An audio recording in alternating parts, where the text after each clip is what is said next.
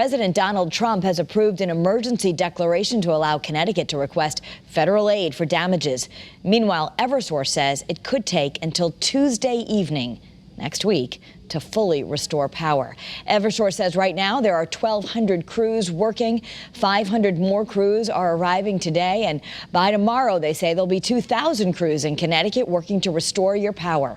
Channel 3 Eyewitness News reporter Courtney Zeller is live from Berlin right now, where the company just answered some questions about their response to this storm. Courtney?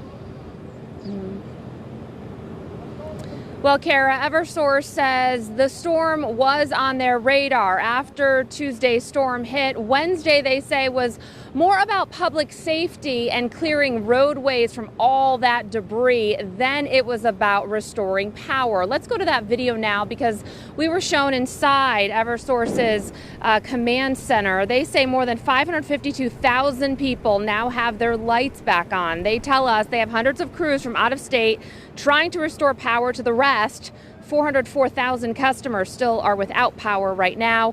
Some of those crews came from Canada, Michigan, Illinois, Ohio, and Indiana.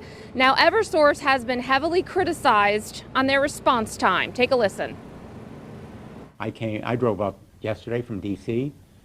I was on the Turnpike in New Jersey, stopped at a rest stop to get gas. I got out of the car. There were a convoy of trucks. So just on chance, I said to one of the guys, are you heading to Connecticut? And he said, yes. And I said, that's great, we need you. And he said, we could have been there days earlier if they just asked us. Those crews were ready to come. You know, Tuesday when we saw how big this was, and it was, you know, all people from everywhere we could get them, brought them all in.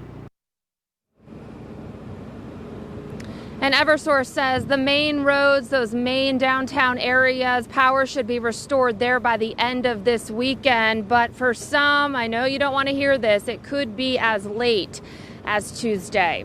We're with the mobile newsroom from Berlin. Courtney Zeller, Channel 3 Eyewitness News.